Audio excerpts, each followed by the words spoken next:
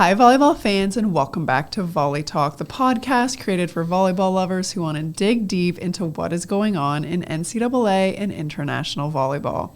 I'm your host, Sarah Pavin. I'm an Olympian, beach volleyball world champion, former Nebraska Cornhusker, and longtime pro, both indoor and on the beach. And I'm Adam Schultz, former indoor player, international volleyball coach, and the show's resident stat guy.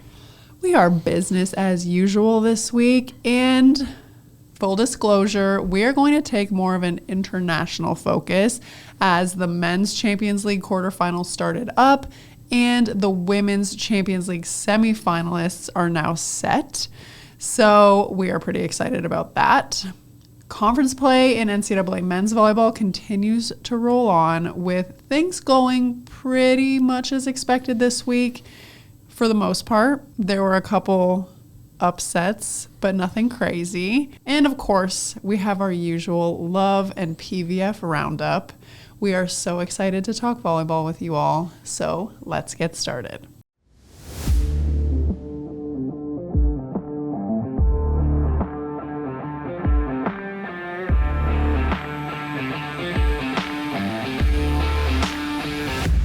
Diving into our weekly highlights, let's start off with Champions League. That was like a little treat this week. It was all of a sudden out of nowhere we had some amazing volleyball, both on the men and women's side. Highly encourage you to check it out if you haven't been watching it already. We watched some men's and women's matches in the Champions League space. And to basically let you know why we are focusing so much on Champions League this week is because the Final Four isn't until May. So you're going to get your love and PVF and NCAA men's fix for the next month and a half because the Champions League semis aren't for a long time. So we wanted to touch on those today. But the away matches happened for the top teams in the men's side of Champions League. Things went as expected. Almost. Zawiercie beat Lunenburg 3-0. That one was decisive. Yes. Perugia took down Monza 3-1. I think the most shocking part of for that game was that Monza crushed the first set. And then nothing. Yeah. The last three sets went pretty much as I expected. I feel like Perugia is definitely the stronger team. And we did get a question that we touched on last week of like, how the heck is Monza in the quarterfinals of Champions League when they're literally second last in the Italian league? It's a fair question. It happens. Well, I think you see it sometimes where they can't get it together in their league. And for whatever reason, whenever they have to play a Champions League match, everything just clicks. You do see it from time to time, and this is one of those cases. Check it out. It was a decent match, but not the one we're going to talk about today. Halkbank Ankara beat Warsaw 3-1, and the one no one expected. Olympiacos Piraeus took down Jastrzebski Vigil 3-2. That is the match we are going to talk about today because, oh my gosh, it was wild. Well, and just as a little preview, the announcer was shocked. The announcer was just hoping that Olympiacos could just make it respectable. Match. Yes. And that theme continued even as they were winning. Even as they're winning, the announcer is like, what is happening? I was like, what is happening? I think Jastrzebski, even Olympiacos were like, what is happening? This was an upset for the ages. Like, the odds on this and the prediction of this, nobody thought they would win. People lost a lot of money on this game. 100%. That's all I'm going to say. For the women, the Final Four is Conegliano, Scandicci, Milano, and Vakifbank. So, yes, you heard that right. 3 Italian teams and 1 Turkish team. All matches went 3-0 again, except Vakifbank Fenerbahçe. We are talking about that one because holy man, that was another very exciting one. And just as a little spoiler, we got our golden set, everybody. Okay. If you roll it back to last week when Adam was asking predictions about which matches are going to go past 3 sets, I was so convinced that Jastrzebski was going to get it together and win a set. I was wrong. The games were a lot closer. a lot closer. But Milano still won 3-0. Yeah, I was not expecting that. I also expected Fenerbahçe to come out of the match we're going to talk about simply because they had 2 chances. They only had to win 2 sets in the match, and then they had a chance at the golden set, and it just did not happen. Yeah. As expected, Scandici and Conegliano handy dandy. No problems there. Actually, Scandici won way more decisively than I expected. It was a beatdown over Woods. But the matchups are Conegliano's going to be playing Milano in the semi, and then Scandici is playing Vakifbank. Istanbul is hosting, and the way that the Final Four works is it's just like one match semifinal, one match bronze, the typical tournament format. I feel because Istanbul's hosting, they really wanted to make sure that Vakifbank was in the final. So They got the third Italian team. They got in my opinion, the weakest of the 3 Italian teams, and then the other 2 are going to battle it out. But very exciting stuff. It was a great week of volleyball. Great week. In NCAA men's volleyball, our only, I don't want to say major upset because there was one more baby upset, but the only major one saw Lindenwood take down number 14 Lewis 3-1. And then Lewis turned around and also lost in 5 to McKendry. Right after I said I really liked how Lewis was playing and how fundamentally solid they were. So I'm going to keep those opinions to myself from now on. We just can't play these games anymore. Which is what we're doing this week. Can't even talk about the teams we like anymore because as soon as we talk about it, they tank. Even like when I'm announcing or commentating games, I'm like, I'll say something so nice about a player, which you guys know I'm pretty harsh. So like those compliments are hard to come by, but I'll say something so nice about a player and then the next play, they'll just like do something ridiculous. And I'm like, no, okay, great. Well, and again, we are talking about 18 to 21-year-old men, so there's not always the most consistency there. But man, I did not think Lewis was going to lose those 2 matches. But like McKendry is holding on to their ranking. Like, no, and McKendry was a little more predictable because it was a 14-10. Yeah. The Lindenwood one, a little out of nowhere. Lewis probably wants that one back. Like, McKendry has legit climbed their way to number 10, and they are proving that they belong there. The team that still has not proven it to me is CSUN, who is still ranked number 7, got crushed by Long Beach State. I know it's not just CSUN getting crushed by Long Beach State. Long Beach State, I want to see them play somebody ranked in the top 5. Okay, they've kind of cruised. UCLA, when they played them, were just like out to lunch. It was not good. So I want to see Long Beach State actually play a top 5 team. Anyway, confused how CSUN is in the top 10 when they haven't really beaten anybody. I think they beat Pepperdine in 1 match, and that's it. Well, that might change because they play a couple ranked teams coming up this week. They do play some decent teams this week. Number 9 Pepperdine beat number 11 Stanford 3-1 2 times back to back in Palo Alto. I thought that would be better than it was. Well, I think this was a case of Stanford makes you beat them, but they're a little undersized, and Pepperdine is a very big physical team, so it's not a great matchup for Stanford. Fair. And finally, our baby upset is USC won the Outrigger Invitational. They beat Hawaii 3-1. So by the end, Hawaii and USC were unbeaten. Ball State and Penn State were also at the event. So this was technically like the final, even though everybody was playing everybody.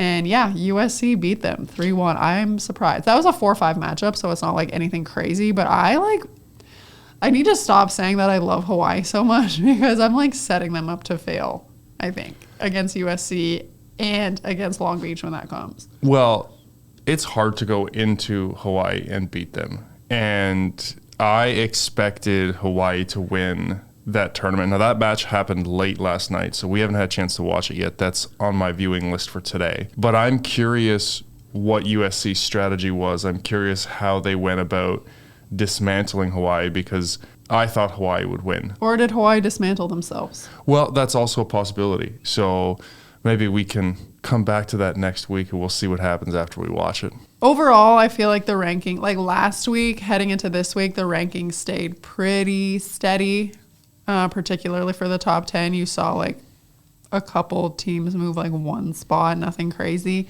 I think we'll see the same thing this week. Curious to think about if USC will take over the number 4 spot in place of Hawaii. What the heck is going to happen to Lewis? Are they going to plummet? Which, given what we've seen down there in the rankings, I would be shocked if they punish them for this, but we will find out. So another good week in NCAA men's volleyball. Looking to love, we saw in the head-to-head match, Madison beat Omaha 3-1. Now, Madison is skyrocketing up the standings after being in dead last. They are now tied for 3rd with Salt Lake.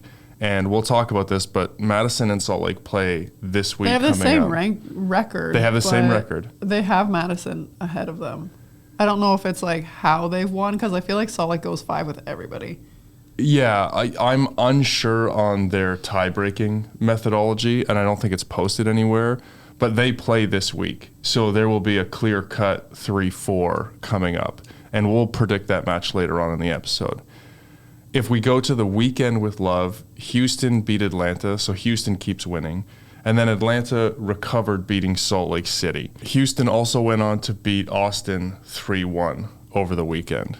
So Houston and Atlanta are definitely sitting at the top. They have kind of separated themselves. Houston has won the last couple meetings with Atlanta, but Atlanta holds a better record. So we'll see how that ends up panning out. And as we said, Madison and Salt Lake City are tied for 3rd with their record currently. They play this week, so that will get sorted out.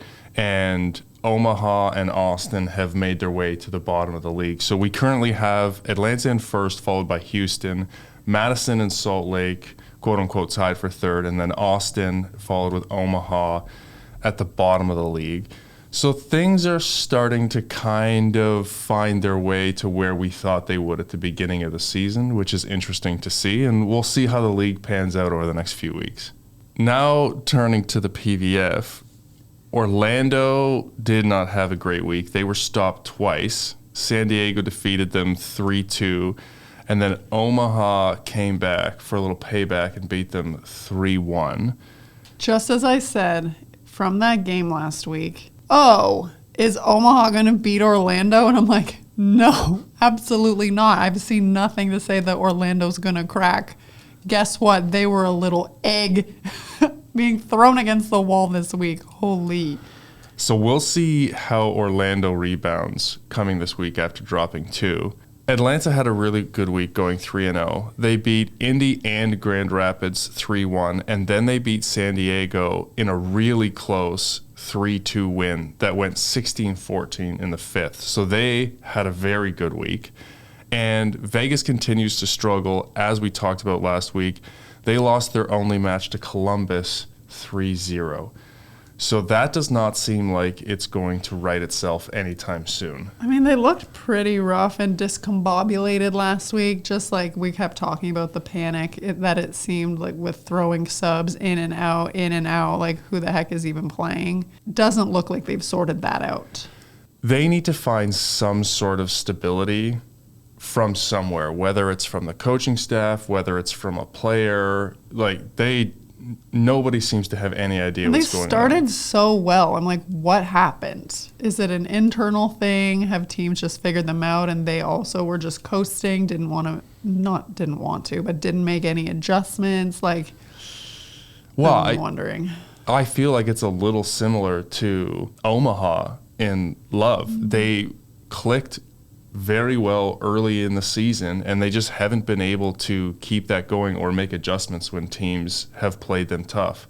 So I don't expect that to change anytime soon. I don't know where it's going to come from, but it'll be interesting to see how they finish, because if they don't turn it around, they're in trouble. We have both Omaha and Orlando continuing to push for the top of the league. Right now, Omaha has a record of 12-4, which puts them at the very top. So this week they're winning. Last week, Orlando was winning. We'll see if they just keep flip-flopping. Correct. So we'll see how that ends up going. But then the 2 teams following them are Atlanta and Indy. So we have a close matchup kind of with 1, 2, and 3, 4. that's probably how the league is going to play out. I think it's the same, like 5, 6 are kind of similar, and then 7, 8. So there's just like groupings of 2 that are like kind of competing against each other. So those individual matchups will be really interesting to see in the coming weeks, especially when those teams go head to head. Like those are the matches that are going to mean something because the gaps in between are relatively large, all things And it's considered. like, can you win your head to head, but also just like maybe squeak out a win from teams that are like ranked higher than you to like, or even push them to 5. yeah, make up the difference. So the league, there are starting to be some really interesting storylines in terms of individual teams, who they're up against and where it's going to be. All right. Our first feature match of the week is on the men's side of Champions League, Olympiacos versus Jastrzebski Vigil. And I'm going to refer to those as Greece and Poland just because my international pronunciation not the best. Totally fair. So this was very humbling for me personally. As I'm watching these teams warm up, I'm like, wow, Olympiacos looks like a bunch of players who are on the verge of retirement. They're so old. What are they, like in their 40s?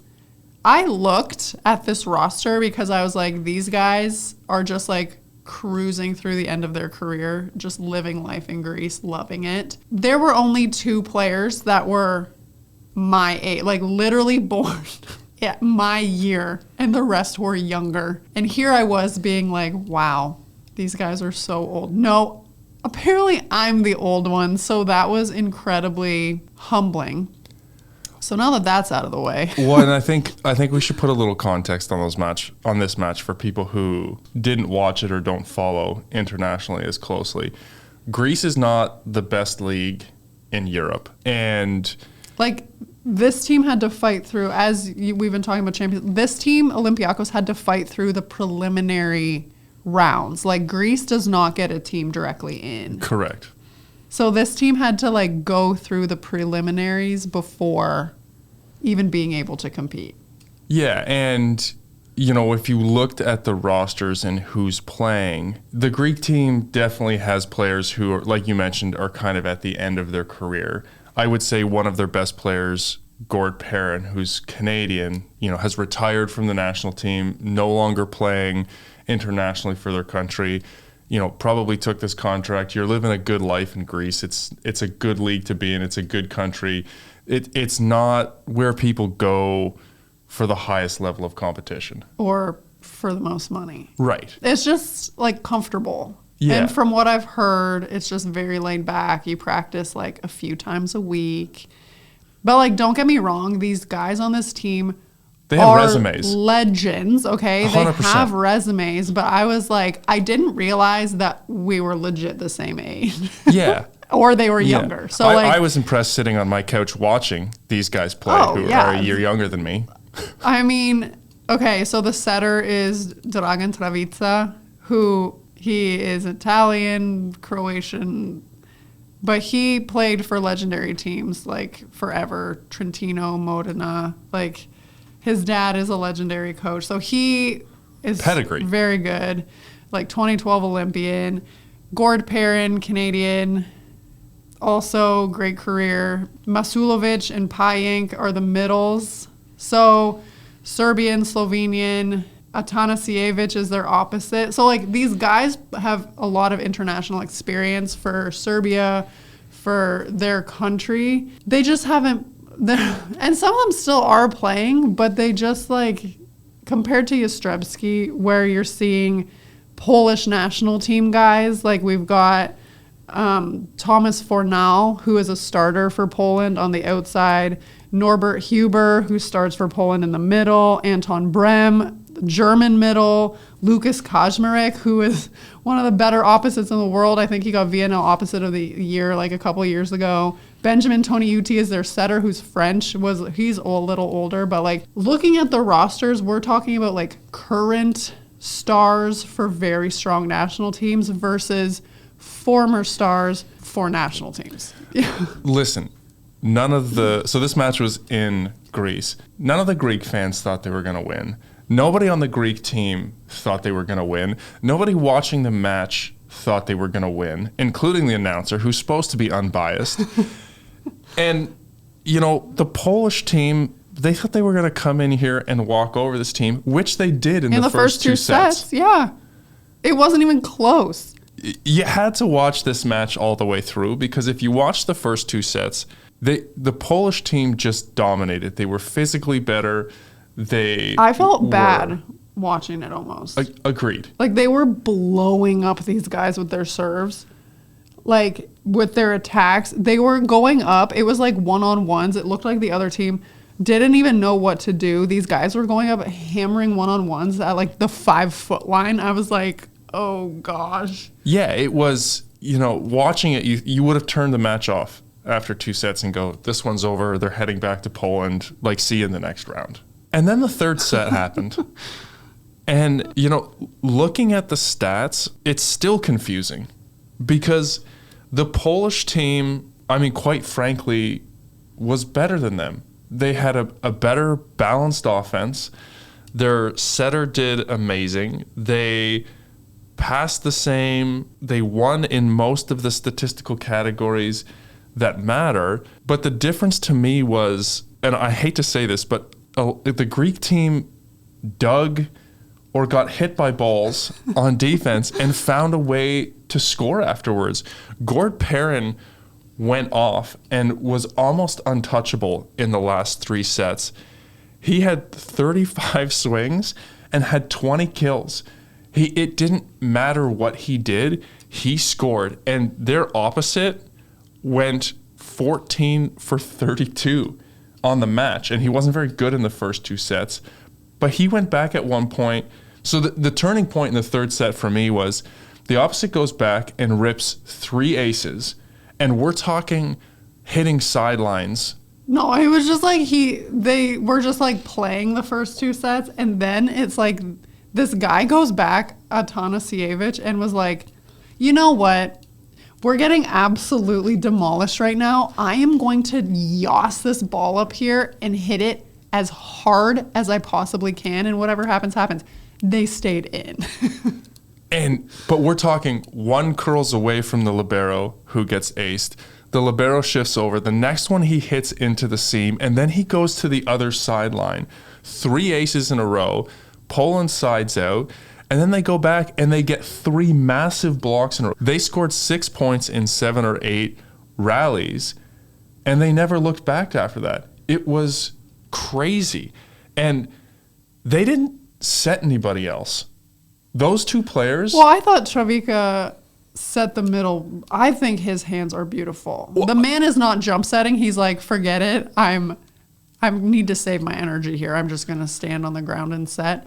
The delivery, though, he puts those hitters in a perfect spot. He was running that middle.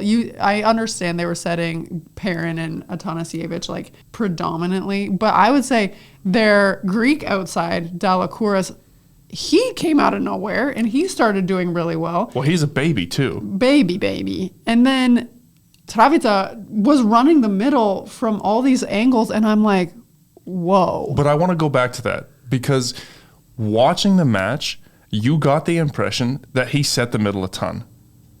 I did, because when he did, I was like, dang, that delivery is so good. I did not expect you to set that. And I thought the exact same thing. Do you want to know how many sets their middle's got? Oh my gosh, this always happens. This always happens. Go ahead. 9 and 4. In 5 sets? In 5 sets. Oh my God. And this is the beauty. I'm going to call him a magician for a setter. Is when you feel like he is setting the middle at an uncontrollable pace, but he's not.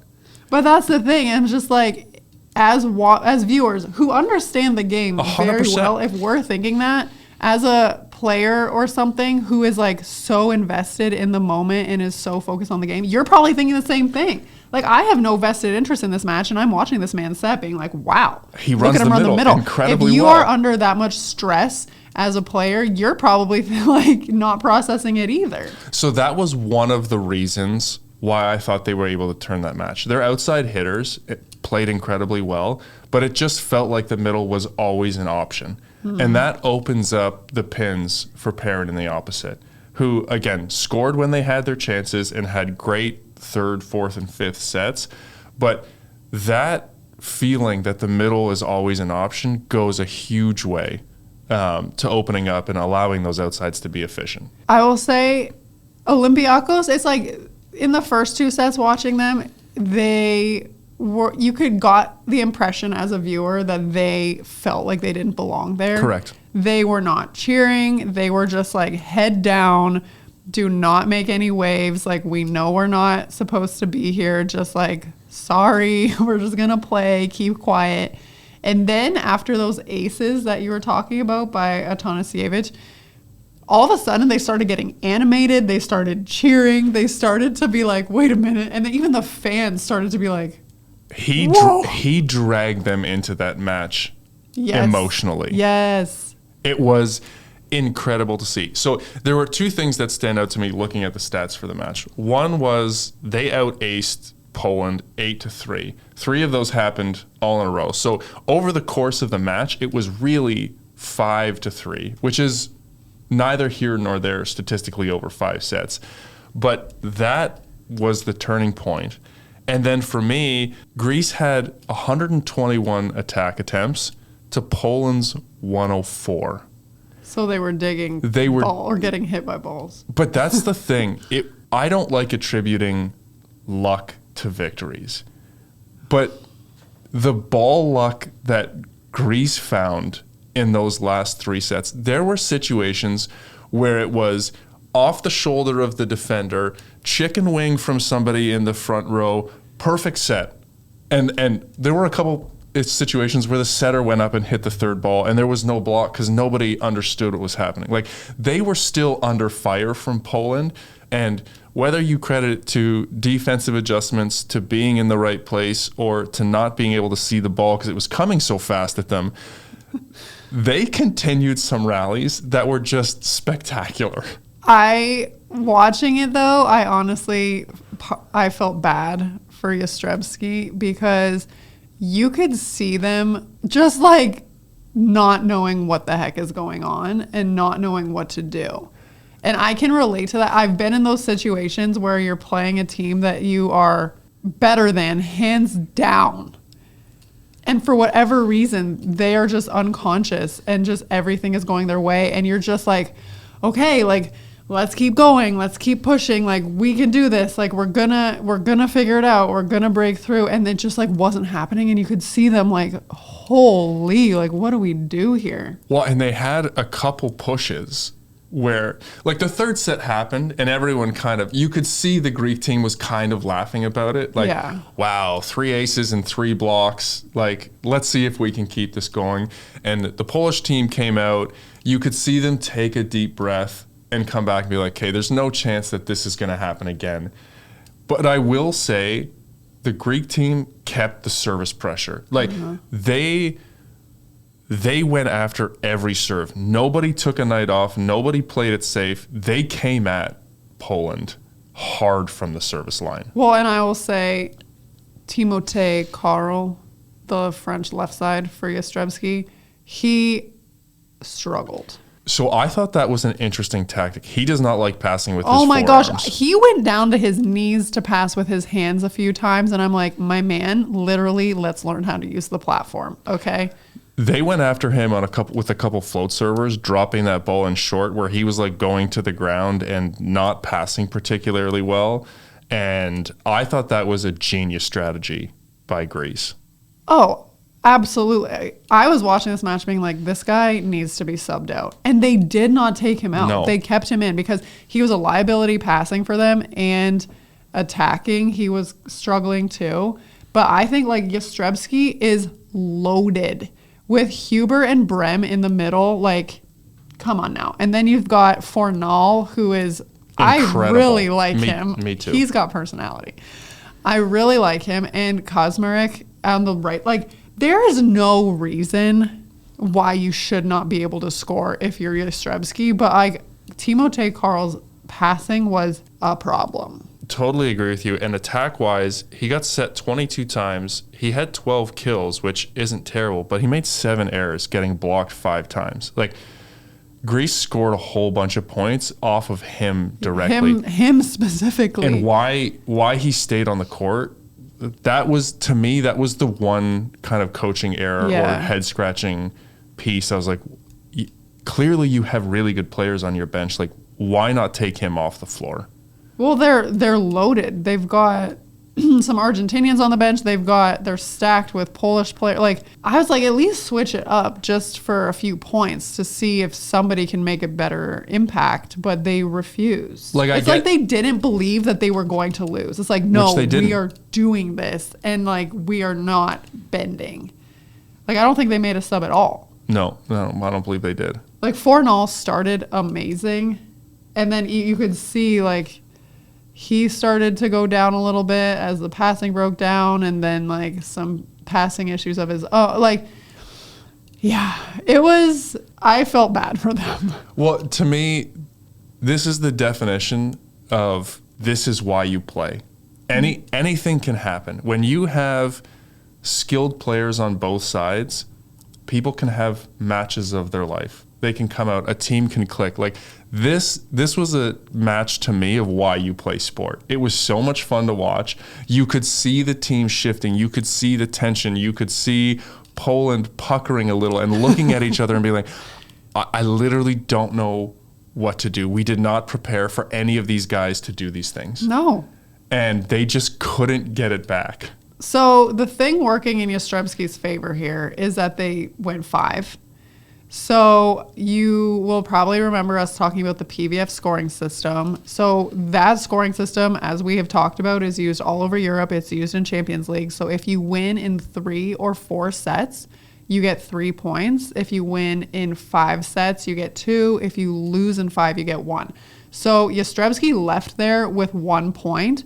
So basically, if they can manage to win at home next week in 3 or 4, they win the series. I want no prediction because this is coming later. I am not predicting anything, okay? So that is working in their favor. They do have an opportunity. And I will say that environment in Greece was hostile. Those fans were unhinged.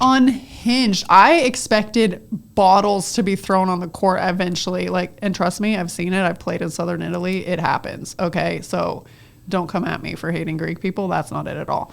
Well, the environment was amazing for the Greek team. I think everybody in that stadium sang for 2.5 hours straight. Well, and then as they won, it got unhinged. They were yelling at servers. It was wild. Like, the Polish people love volleyball, so I expect them to really show out. But like that environment is going to be hard to beat.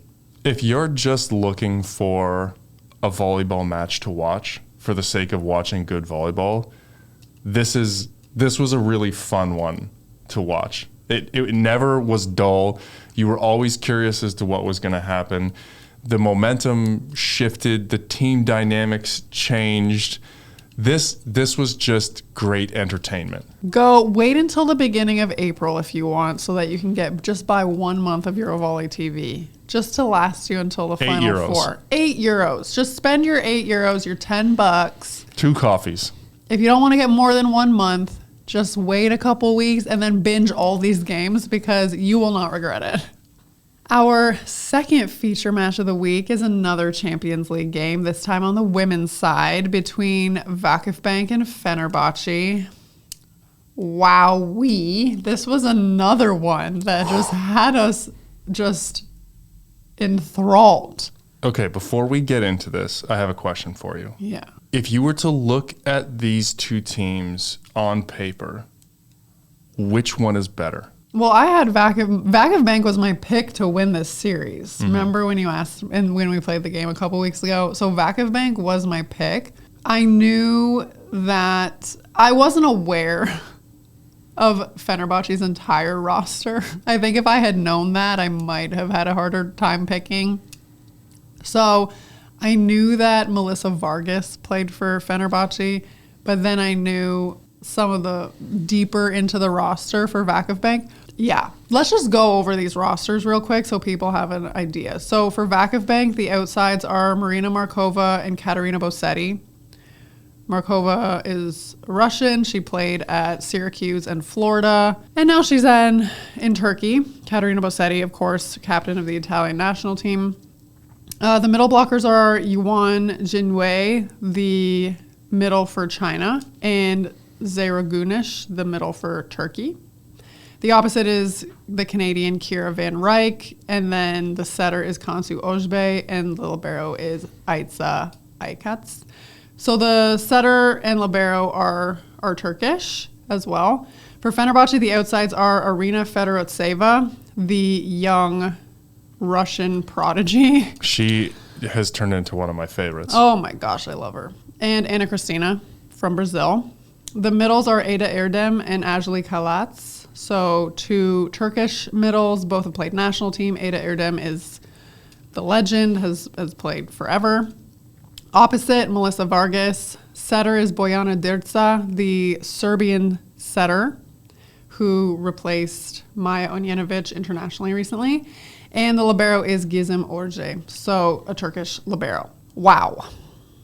Studded, star-studded. Both rosters are solid. But, like, knowing what I know now, I probably would have picked Fenerbahce because that outside combo is loaded. It's impressive. So, going into this match, as we know, Fenerbahce won last week 3-0. So, basically, they had to just win the match or push the match to 5 sets to win the series outright. Fenerbahce won the first set pretty much on the back of Melissa Vargas, who went off. She had 3 clean aces to start the match. And then was like unstoppable offensively. You had the feeling watching her that she was just going to single-handedly win that match. Which we have seen her do before. 100%. You thought the match was over almost before it started. She unloaded on those serves. It was wild. Okay, you guys have, so many listeners have asked questions like, why don't more women spin serve? Go watch this match. There are so many women spin serving in these matches, and you will see the difference between this and NCAA women's. There is no comparison. The women in this match were punishing these spin serves, and that, if you're going to do that, yes, spin serve, 100%. Their shoulders, the tosses, the sheer aggressiveness. The spin they're putting on it, the movement they're creating. Like, you do not see that from college volleyball. Well, and so I think it's important. This match to me makes sense to kind of go almost set by set because you saw the match kind of shift. So in the first set, the story for me was Vargas. She was untouchable. She had 3 aces. I thought Fenerbahce blocked really well in that set. And the key stats to me that made the difference in that first set, which they won 25-19, so it wasn't really close, was Fenerbahce had 5 aces to 3, and they outblocked 3-2. So you had significant serving and blocking pressure from Fenerbahce that was just unmatched by Vakifbank in that first set. And Melissa Vargas was going off, which completely opened things up for Fedorovtseva, who things should not be opened up for Fedorovtseva, okay? She hits a heavy ball. And high. Oh. You, like, all of these women, these outsides, are hitting the ball so high and at such a great, like, angle. Like, okay, keep going. So at that point, watching Fenerbahce win the first set, they only have to win one more set. They literally just have to win one. I thought that the match was pretty much over at that point. The way that the first set went, absolutely, that was the feeling. And as the second set progressed, it was super close. Well, they were winning, weren't they, in the second set? They were up. What was interesting to me was you could feel the tension in the second set. There were 2 timeouts called in the first 6 points. So I believe, if I'm remembering correctly, Guidetti called a timeout at 2-0. It was 2-0 for Fenerbahce, timeout. Then it flipped to 4-2 Vakifbank. Fenerbahce calls the timeout. There was so much tension in that second set. That, to me, was the match. It was, I mean, it wasn't the match, but it was so interesting to watch the back and forth. Well, I want to say, wasn't Fenerbahce up like 22-20 or something at one point? They were up going down the stretch. And I was like, oh my gosh, this is over. Well, and Vakifbank changed their setter in the second set for a stretch of time to try and change the momentum and get it going, and they did. And you had Vakifbank won that set at the end, 3 aces to 1 and 5 blocks to 3.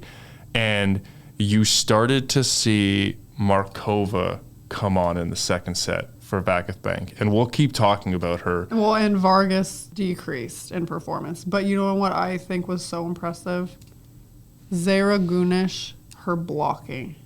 Yes. And when her and Markova are paired up together, holy, they caused a world of hurt for Melissa Vargas. So this might be a hot take, but I think Gunas was the player of the match. She was so good.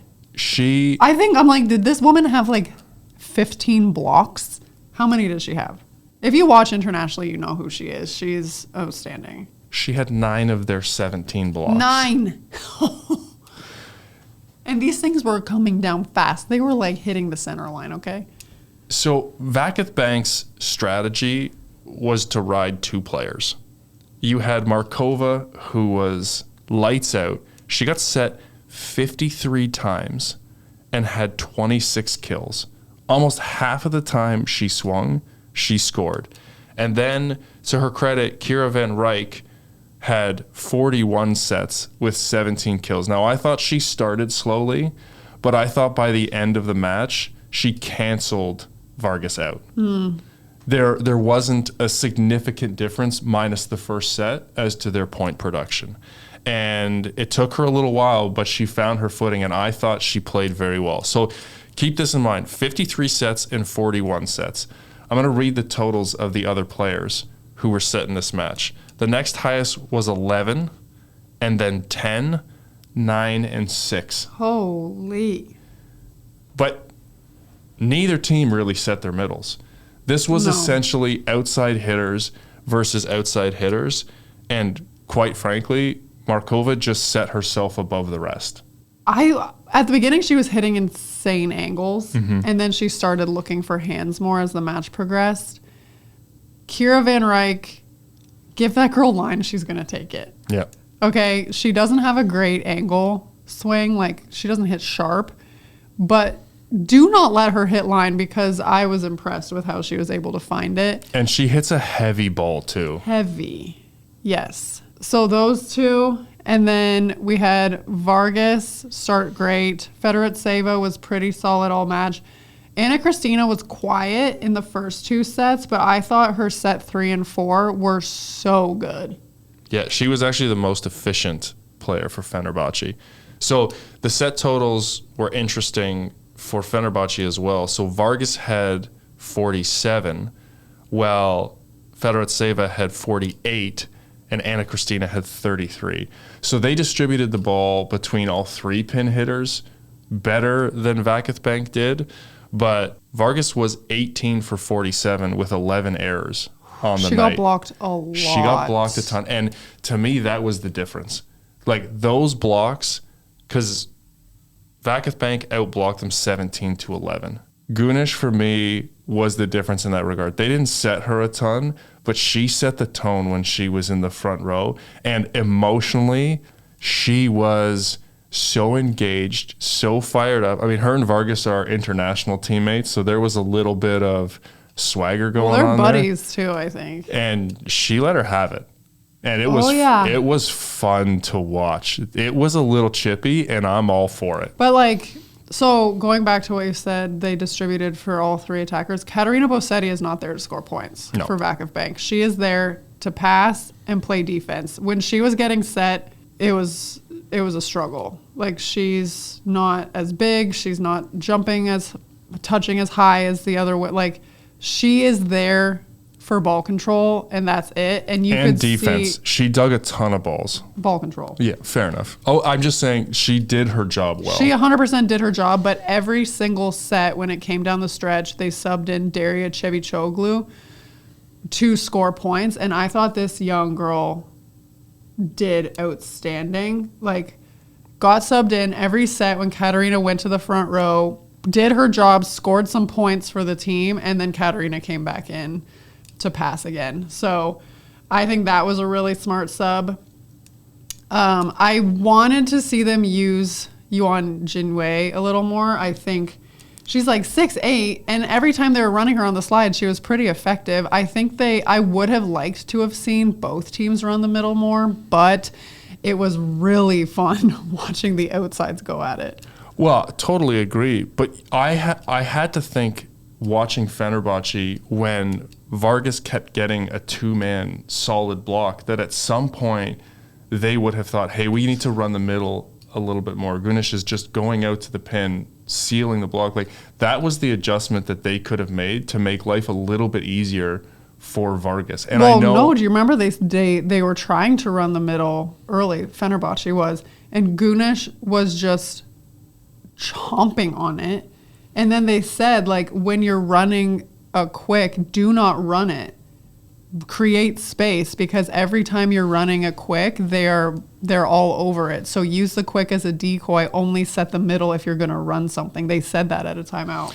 Well, and that's fine, because she got those blocks early, but you have to go back to it. You can't let a player shut your whole middle attack down at the beginning of a match and not use it again. The mindset of playing is just so, 100%. That is 100% right. But it's just like everybody gets so wrapped up. Like, we saw the coaches like sprint onto the court like 3 times. Like, these people are getting so wrapped up in the moment that, like, you probably can't think as clearly as you want. You know what I mean? But that's your job. I know. As the coaching staff. I'm not disagreeing with you. I'm just saying you could see the emotions were just out of control. Yeah.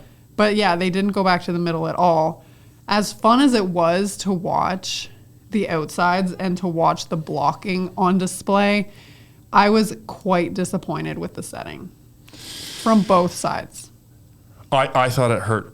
So 2 things. I thought Fenerbahçe's setter straight out hurt them. I didn't think she played particularly well, and I thought Vakifbank's out of system setting hurt them. It was not very good. Yeah, agreed on both fronts. And honestly, is it any coincidence that Serbia had the worst international season in recent memory with this girl setting them last year? Seeing her set yet on against Vakifbank, I was like, this is terrible.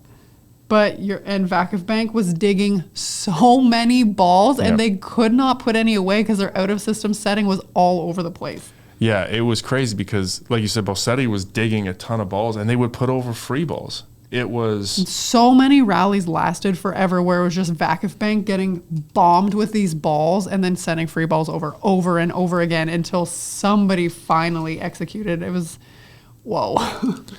Well, and the last thing that I wanted to touch on was in set 4, Fenerbahçe had multiple leads. They were up 16-12, they were up 19-16, and they couldn't close it out. This game was so exciting just for that fact. It's 100%. Like they win the first set, and it's like, oh my gosh, Fenerbahçe just needs to win one more set, and they make it to the Final Four. They're up in the second set. Vakifbank fights back, wins it. And it's like, holy crap, they just had that opportunity. Then Vakifbank wins the third set. Then the fourth set, and it's like, okay, Fenerbahçe, this is their last chance to win this outright. They're up big, and we looked at each other so many times. We're like, how did they lose this? Because they were up so big. Vakifbank just like found a way, and it was insane. And they like pushed it to the golden set because they won in 4. And Fenerbahçe was up 6-2 in the golden set. And they blew that lead. It is crazy. I don't even know. It was like they would come up with these aces at the most perfect times, and they would get blocks at the most necessary times. So one other thing, we talked about not running the middle for Fenerbahçe, which I thought was an issue. The other thing that kind of had me scratching my head from a game plan standpoint was I thought Fenerbahçe served Bossetti too many balls. Like, her only job is ball control and passing. You need to make Markova pass every single ball. You need to serve her short. You need to move her around. And granted, Bossetti was poaching balls and stepping in front of her, which was what they probably trained to do. Yeah, but they did not try and exploit Markova enough from the service line in my opinion. Now, you have a couple girls who go back and bomb. You know, Vargas has the green light to go back and just hammer the ball wherever she wants. She hits it hard enough to cause trouble wherever she decides to serve. But with the other players who aren't serving with that much velocity, they didn't target her enough, and she was free to go out and swing far too often, in my opinion. I agree. Katerina Bossetti, her passing is impressive. And Markova used to be a middle, and what she's doing transitioning to the outside and what she's able to do, it's quite frankly incredible. But challenge her. She's 6'7". Like, serve her short, make her move. Just keep the pressure on her with somebody. If you have a choice between serving Katerina Bossetti or Marina Markova, the choice is simple. Yeah, and if you look at the stats, Markova passed 30 balls, Katerina passed 16, but it was too much. And their libero passed 40. So, yeah, they just didn't generate enough trouble from the service line to the right person, in my opinion. Overall, so entertaining, not just from a skill perspective, but from what was on the line. Like, is Fenerbahçe going to do it? Are they not going to do it? Like, we love a golden set. We've talked about this so many times. And an iconic rivalry. An iconic rivalry, like up 6-2 in the golden set. Like, there were so many times where as a viewer, you're like, oh, Fenerbahçe's got this in the bag. And then Vakifbank just found a way. It was so entertaining on so many levels. It was to watch this caliber of athlete, like Fedorovtseva. Her career is going to be incredible. She's 20 years old. Like, wow. Even like these players, Anna Cristina is early 20s, Melissa Vargas, say mid 20s. Like, the future is going to be very exciting, and it was just so fun to be able to watch this. Totally agree. If you are a volleyball fan and you're looking for something to watch, and I know we say this probably too often, but this is the best volleyball there is. It was incredible.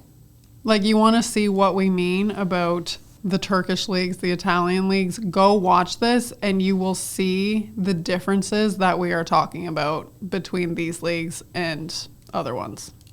So we are in the heat of it. We're starting to see specific matchups. We're starting to see, Final Fours in place for Champions League. So what I wanted to do this week is I've picked out a couple matches from each of the leagues that we follow, highlighted a few games that are coming up, and I want your take on what you think is going to happen in those matches. Well, should I do what I think or should I do opposite day? Because whenever I make these predictions, they're wrong. No, I want you to give me what you think, and I will do this as well. So let's start with the Women's Champions League. So that we have the semifinals are set. So we have, and remember, these are one-off matches. So we have Milano versus Conegliano. Mm-hmm. Gut instinct, who's going to win? Conegliano. Give me a 3, 4, or 5. I think they'll win in 4. I'm going to say Conegliano in 5. Ooh. I think Milano's going to push them. That's a Italian Cup rematch, which was a really good match. So I'm going to say Conegliano in 5. And the other semifinal, which we alluded to, is Vakifbank versus Scandicci. Where are you with that one? I'm going to say Vakifbank in 3. I'm going to say Vakifbank in 4. Okay, so there's our Women's Champions League predictions for their semifinal. Now, I want to go back. I'm curious what you're going to think here. So we watched the Greece versus Poland. We talked about that at length. What a great game.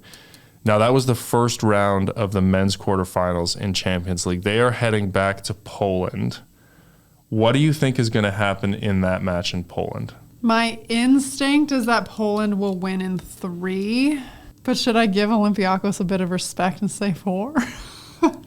Well, I was going to say that Poland's going to win in 3, and my caveat was going to be they're going to hold them to 20 and under in each of the 3 sets. I think they will for sure have something to prove, and Olympiacos had no business winning that match. That was a match of a lifetime, in my opinion. It was one of those magical moments for a team, and I just don't see that happening again. Okay, I'm going to say Jastrzebski in 3. Okay.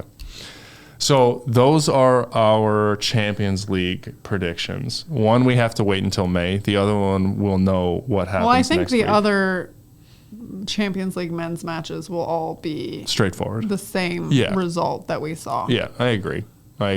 Moving forward to NCAA men's. So CSUN has 2 matches this coming week against ranked opponents.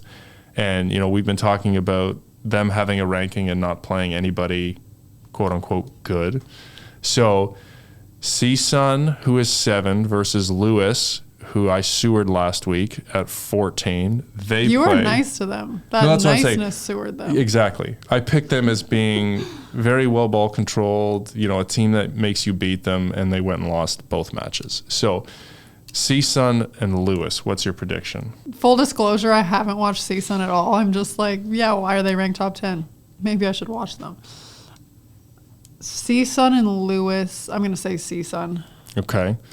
And then CSUN and Loyola Chicago. That's a 7-8 matchup later in the week. These are hard. I'll say Loyola. These aren't like informed predictions. No, that's fine. So we've watched Lewis and Loyola Chicago play. We haven't watched CSUN. Mm-hmm. Like you said, I think Lewis wins in 5 and Loyola Chicago in 4. You think CSUN's going? I think they're going to go 0 for this week. Oh, that's my prediction. Dang. Okay, moving on to PDF, we have the Orlando Valkyries and the Atlanta Vibe. Oh my gosh. Play. Last week I was like, Orlando's not going to lose. They haven't given me any indication. But like momentum would say. Well, and this is the interesting thing. So they're close in the standings. Orlando's coming off an 0-2 week. Atlanta's coming off a 3-0 week. I think Orlando was 1-2. I think they also had 3 matches. Okay. But they've lost 2 in a row. Yeah. Dang, and Atlanta's off of a 3-0 week. Oh, who's hosting? Do we know where they're playing? Ooh, that I actually don't know. Oh my gosh, this is a really tough one. I'd like to think that Orlando can turn it around again, but maybe people have figured something out. You know what? I love a momentum shift. Let's say Atlanta. I'm going to go Orlando in 5. I think this one's going the distance. But I'm a fan of Orlando, so I think Orlando in 5. Okay. And our last prediction moves to Love. So Madison and Salt Lake play each other this week. Records are tied for 3rd. And I'm curious who you think is going to win. Well, I just said I love a momentum kind of play here, and Madison's on a roll, so why not continue it? I'll say Madison. I like the way Madison has been playing. I think they're also going to win. I actually think this one's going to be 3-0. Madison's just like, surprise everybody. This is the only team Adam has hated since we've started the podcast, and now look at them. They're like, coming on. Hey, I am willing to change my opinion if they figure it out and teams change how they're playing. So those are my predictions. It is time for listener questions. I've got a larger roundup than usual this week. So question number 1 is, do you think the relaxing of the rules on carries and double touches is positive for the game? I'm so torn about this. You are? I am not. Shocker. So, do I think that it is good for the athletes? No. Do I think that it's good for the viewing experience? Yes. Like you don't want to have whistles and stop action. Like from a purely viewing standpoint, I understand why they made the rule. I think the thing that bothers me the most is when a team gains an advantage from being able to do something super sloppy. Like if I hit the ball at you really well and I run a good play and it's like a off the shoulder and the setter like flicks it from their chest, like you should call that. If you're in good position and the middle doubles the ball on a set because they got stone hands, like let that go. You know what I mean? That I think there needs to be, and I don't know how you referee this fairly, but a little more like gains an advantage to the call. If I could do it properly, that's how I would do it. I am a volleyball purist. I think it is a beautiful game, and I think that these rule changes are making it sloppy and ugly. I don't like it, and quite frankly, if you can't set, go practice how to set. I think I said this in a very early episode. It's called volleyball for a reason. The title skill should not be mutilated. Okay? So I think that the game is supposed to be played in a very clean, beautiful way, and I do not like it. And that's all I have to say about it. So this question came, as we've been talking about players and national teams, and it was, do you think liberos should really go overseas? And this person was specifically talking about Lexi Rodriguez and Elena Scott. Love has very good athletes, and it's not like liberos get to sign with Italy and Turkey frequently. So they're kind of comparing, are they getting better playing in Love and PVF, or is it worth going overseas if they're not going to make a ton of money or play in a lower league because they don't really sign liberos? I'm curious what you think about this. Okay, we have said that it is tough for liberos to make a career overseas. If people are bringing in foreign players, they're usually point scorers, so it is tough for foreign liberos to make a lot of money overseas. And you typically, in Italy and Turkey, the liberos there are outstanding. Fair point. I get it. My question is it better to sit on the bench in Love and get no playing experience? Or is it better to play in the PVF, which I personally do not think that the level is quite there, than to go play in Germany and France? And we can argue about how Germany and France level compares to Love all day. I'd be happy to. But there is something to be said for practicing with and against those types of players every day versus being on a B side and not getting adequate game experience.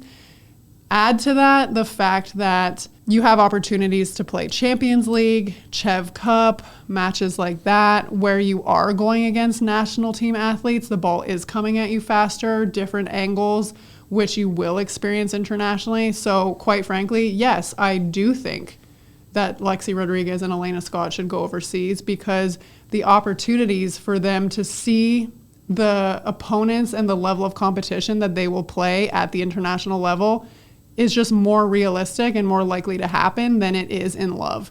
And again, I personally go watch some Champions League games. It doesn't even have to be the Turkey quarterfinal matches. Go watch them. The level is not the same.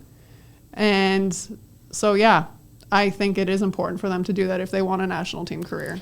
And that's exactly the case that I think makes sense.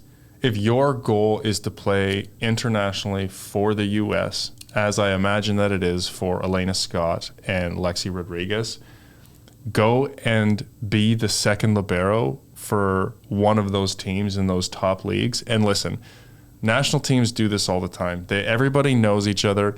They could go and make $2,000 a month and play for those teams and be in the gym. Those arrangements can be made, and you will play defense against Vargas, against Markova, against all of these top players, and it's just different passing that ball every day in practice. It's not even about the competition. It's about understanding the speed and the angles of how the game is played at the highest international level. Are they going to make a living? No. And that's fair, but it depends on what your goals are. Okay, this one's for you. If you hadn't played for Nebraska, what program would you have chosen to play at? And if you played in the NCAA today, what program would you choose to play for? Ooh, okay. Little story time with Sarah, I guess. So my recruiting journey was very interesting. When it really came down to it, I would say my top 4 choices were Nebraska, Minnesota, Stanford, and Penn State. I was choosing between those 4 programs. And then I guess after visiting them all, my final 2 were actually Nebraska and Minnesota. So if I hadn't gone to Nebraska, I probably would have chosen Minnesota at the time. And actually my freshman year, they made the final of the NCAA tournament. So back then they were like very good. Today, and actually I loved the coach, Mike Hebert. When I called him to tell him I wasn't going, I literally cried because he was such a nice man. And I loved the Twin Cities. Anyways, there was a lot of reasons. Minnesota would have been a great fit for me, I think, as well. But Nebraska was where I was meant to be. Today, if I played in the NCAA, this is a very interesting question. I probably would still choose Nebraska or Pitt or Penn State. The reason I say Pitt and Penn State, well, I say Nebraska because I had an incredible experience there. I think it's like an incredible volleyball environment. It's second to none. Like, I wouldn't have traded my experience for anything. But observing the NCAA now, what I see from Pitt and Penn State is just a culture that seems very conducive to who I am as a person. And I think it's so beautiful to see how much the athletes seem to respect Dan Fisher and Katie Schumacher-Cawley. It's just like, it seems like a real family atmosphere where excellence is at the core. And they're gritty. They're gritty. Like, I just have really liked what I've seen both on the court and interpersonally from the team, like the athletes, and how the athletes engage with the coaches in those programs. So I would pick one of those three probably. Question 4 is, can there be in-season trades in PVF and Love? So the short answer is in PVF, yes.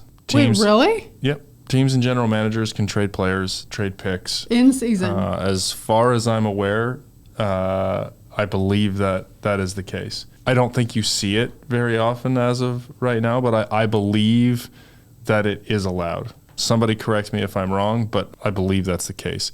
Now with Love, it's a little more tricky because none of the teams are singly owned and operated and it's done by the league. I'm not sure what the process is. Now I know, and I think it was either Omaha or Madison recently. Madison recently added a player to their roster. So if I had to guess, I'm guessing the teams go to the league and make a petition of like, hey, we have an injury or we have this player's available, can we bring them in? But now, that's different than trades. I don't think there would be trades. Right, I don't think there are trades either. But I'm just, in terms of bringing players in, I looked at trades as in like modifying your team. Okay. So, I very much doubt that teams would trade between each other, but in terms of adding players to your roster, I don't know what the mechanism is, but it can be done.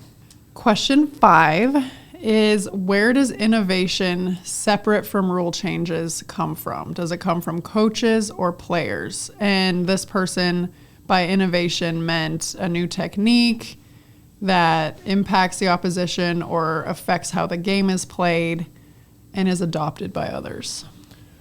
Yeah, I mean, I think all of those kind of competitive advantages, which is essentially how I see the question, come from players and coaches trying to do things. You can think about servers lining up behind defenders and blockers so you can't see. You can think about people coming in and faking a hit on 2 and jump setting a ball. It's all of these things that some are driven by players, some are driven by stats guys, some are driven by coaches who have ideas, and you try them in practice, you see what happens, and then you break them out in a match and someone goes, oh, I really like that. I'm gonna do that as well. So yeah, I think generally by players and coaches as they try and find advantages over other teams.